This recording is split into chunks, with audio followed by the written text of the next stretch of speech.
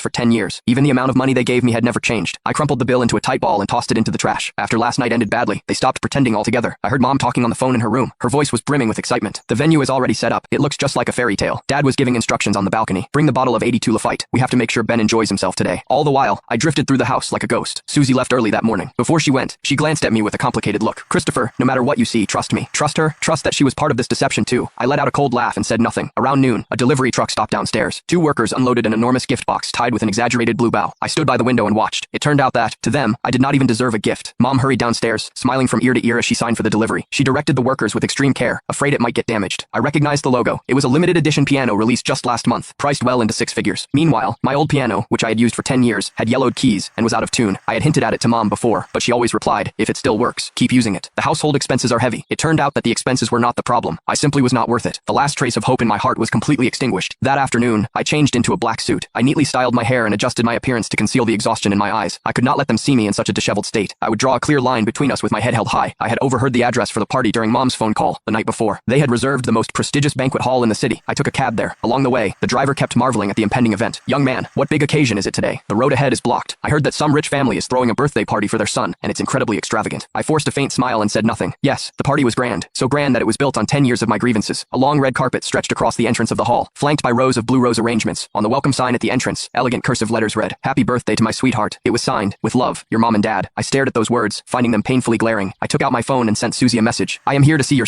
called surprise. Then I took a deep breath and stepped inside in my leather shoes. Inside the banquet hall, glasses clinked, and laughter filled the air. My parents stood in the middle of the crowd, smiling warmly as they entertained the guests. Beside them stood a boy dressed in a blue formal suit. That was Benjamin. He looked like a proud peacock, basking in everyone's attention. And well, wishes. Mom personally placed an exquisite diamond crown on his head and said gently, "Ben, today you are our most precious little prince." Dad handed him a velvet box containing a dazzling diamond necklace. "Do you like it? I had it custom, made just for you." Benjamin smiled sweetly. "Thank you. Mr. Blake and Mrs. Blake, you are so good to me." The guests around them gasped in admiration. "Oliver, I cannot believe how well you are treating your godson. You are doting on him more than your own son." "Exactly. With generosity like this, we can note and compare. Oliver has only a godson, and you are already treating him like this. If it were your own son's birthday, you'd probably pluck the stars from the sky." My parents laughed heartily. They waved their hands repeatedly and said, "It's the least we could do." No one noticed me standing in the corner. I held up my phone and recorded the scene clearly. Then, I straightened my suit, picked up a glass of champagne, and slowly walked toward them. The surrounding noise seemed to fade away. All I could see was that harmonious family of 3. Mom raised her glass and announced to the guests, "Thank you all for coming to celebrate our sweetheart's birthday today." "Your sweetheart?" I asked. I repeated Mom's words in an icy tone. The smiles on my parents' faces vanished instantly. Mom reacted faster. She stepped forward and reached for my hand, but I turned aside and avoided her. "Chris, why are you here?" she asked. Her voice trembled. "Come here, let me introduce you. This is..." I cut her off, fixing my gaze